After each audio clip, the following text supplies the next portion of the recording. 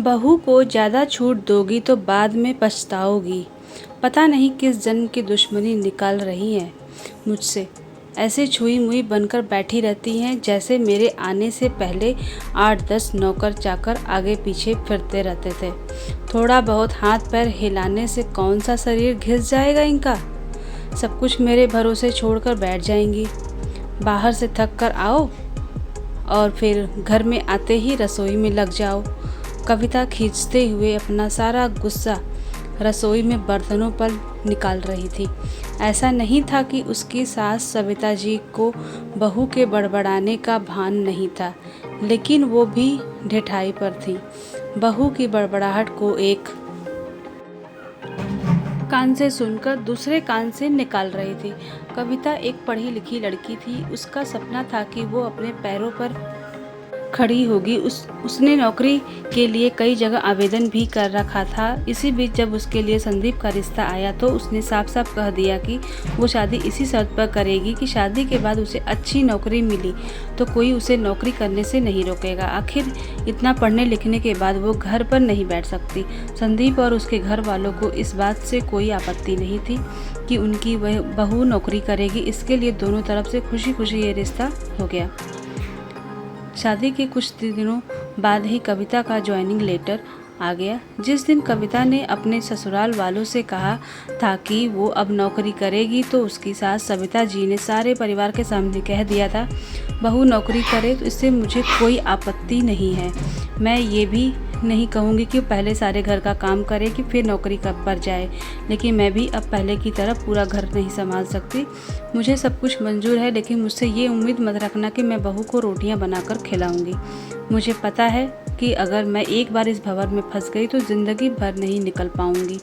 उस वक्त सबको सविता जी की बातें सुनकर हैरानी तो हुई थी। उनके पति ने तो ये भी कहा कि मुझे नहीं पता था कि मेरी सीधी सरल पत्नी भी सास बनते ही अपना रूप बदल लेगी। लेकिन इन सब बातों का सविता जी पर कोई असर नहीं हुआ।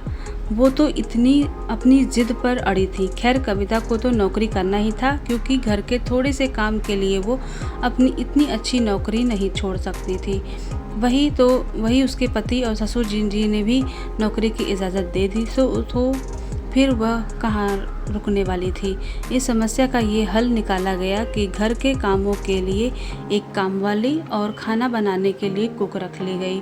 खाना बनाने वाली सुबह और शाम का खाना बनाकर चली जाती। कविता का काम था ऑफिस से आकर बस खाना परोसना। यूं ही दिन निकल रहे थे। कविता की शादी को 2 साल हो चुके थे। अब तो कविता और बाकी सब घर वालों को इस रूटीन की आदत हो गई थी।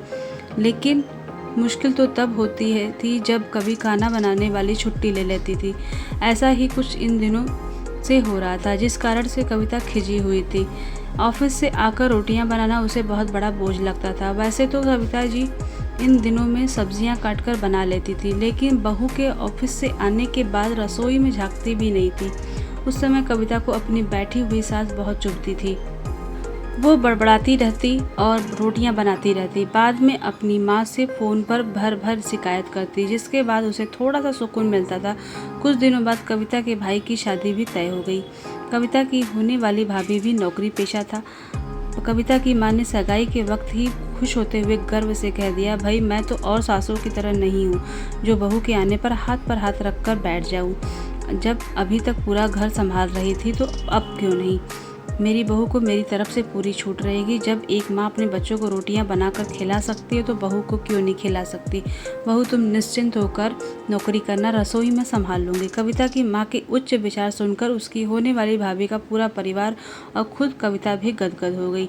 वाह माँ, आप कितने बड़े दिल की हैं। काश मेरी सास भी आपकी तरह होती, लेकिन मेरी किस्मत में ये सुख कहाँ। मेरी सास को तो बस हुक्म चलाना आता है। मुझे गर्व है कि मेरी माँ इतने खुले विचारों की है। अपनी चिड़चिड़ाहट निकालते हुए कविता बोली। कुछ दिनों में ही कविता के भाई की शादी हो गई और कुछ दिनों बाद ही कविता की भाभी ने अपनी नौकरी ज्वाइन कर ली। कविता की माँ भी अपनी बहू की हथेलियों पर रखती थी।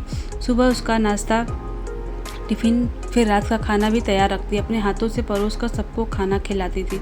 उनकी बहू भी मम्मी जी करती हुई अपनी पसंद नापसंद बताती रहती थी, जिसे कविता की माँ बड़े चाव से पूरा करने में लगी रहती थी। खुशी खुशी दिन बीत रहे थे, लेकिन ये प्रक्रिया धीरे धीरे अब उदासीनता में बदल रही थी। कविता की भाभी को अब कुछ भी ना करने की आदत पड़ गई थी। एक दिन जब कविता फ़ोन पर अपनी माँ से बात कर रही थी तो उसकी माँ बस रो पड़ी। बेटा, मैं इतना करती हूँ तेरी भाभी के लिए, फिर भी उसे मेरी कद्र नहीं। अरे मेरी दी हुई छूट अब मुझ पर ही भारी पड़ने लगी है। क्या हुआ माँ, आप ऐसे क्यों बोल रही हैं? आप तो भाभी का मुझसे भी ज़्यादा ध्यान रखती हैं। क्या भाभी ने आपसे कुछ कहा है? कविता बेचैन होते हुए पूछने लगी। कुछ क्या बेटा, अब तो सब कुछ वो मुझे ही कहती है। ऑफिस से आने के बाद एक गिलास पानी के लिए भी मुझे आवाज़ देती है। नाश्ते में थोड़ी देर हो जाए तो मदद करने की बजाय गुस्सा होकर यूं ही बिना खाए चली जाती है। आखिर मेरा भी कुछ आत्मसम्मान है या नहीं? मैं तो उसके लिए बस काम वाली बाई बनकर रह गई हूँ। माँ, ये तो बहुत गलत है।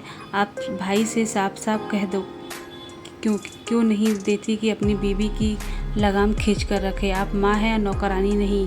भाभी नौकरी करती है इसका मतलब ये नहीं कि आप पर हुक्म चलाएगी। गरजते हुए कविता बोली। किस मुंह से बहू कहूँ बेटा? पहले तो खुद मैंने ही आगे बढ़कर कुल्हाड़ी पर अपना पैर दे मारा, फिर शिकायत किससे करूँ?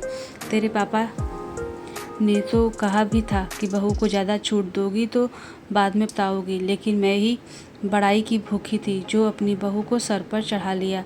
एक बात कहूँ बेटा, तू चाहे अपनी सास को कुछ भी कह, लेकिन समधन जी का ये फैसला सही था कि वो बहू को रोटियां बनाकर नहीं खिलाएंगी।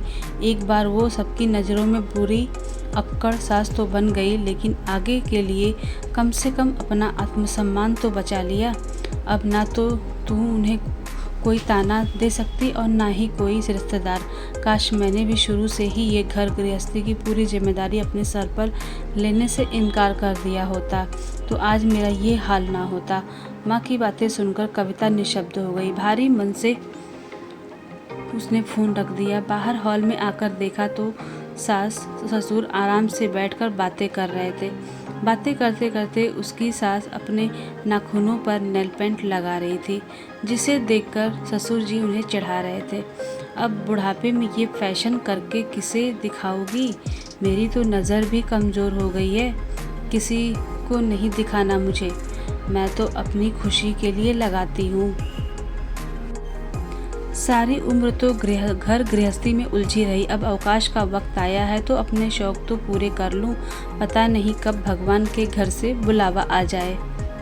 कविता की सास मुस्कुराते हुए बोली। पता नहीं आज क्यों कविता अपनी सास की बातें सुनकर चिढ़ नहीं रही थी, बल्कि वो भी मुस्कुरा उठी। सही तो कह रही हैं मम्मी जी, एक गृहिणी को अपने लिए वक्त ही कब मिलता है। पहले अपने बच्चों को पाल पोस कर बड़ा करो, फिर कामकाजी बहू आ जाए तो उसे और उसके बच्चों को संभालो। काश मेरी माँ ने भी मेरी सास की तरह पहले ही कह दिया होता कि बहू को रोटियां बनाकर नहीं खिला सकती। आज कविता को अपनी सास मतलबी नहीं बल्कि अपने आत्मसम्मान की रक्षा करने वाली एक सशक्त स्त्री नज़र आ रही थी। वैसे देखा जाए तो आज के समय में हर लड़की अपने पैरों पर खड़ा होना चाहती है। ये सच में बहुत ही जिम्मेदार का काम भी होता है, और यह जिम्मेदारी तब और बढ़ जाती है जब वो शादी करके अपने ससुराल आ जाती है। जिस तरह ससुराल वाले अपेक्षा रखते हैं कि बहू आने के बाद वो उनका सहयोग करेगी, वैसे ही एक बहू भी ससुराल वालों से सहयोग की उम्मीद रखती है। लेकिन अति हर चीज़ की बुरी होती है।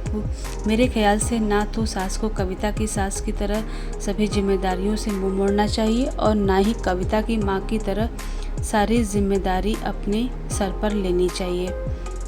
आपकी इस बारे में क्या राय है, ये आप कमेंट में ज़रूर बताइए। और हमारी कहानी आपको कैसी लगी, प्लीज़ लाइक शेयर सब्सक्राइब ज़रूर करिएगा। बेल आइकन प्रेस करिएगा जिससे को आपको आने वाली वीडियो का नोटिफिकेशन फटाफट से मिल सके। अब मिलते हैं अपनी नेक्स्ट कहानी में, तब तक के लिए बाय बाय।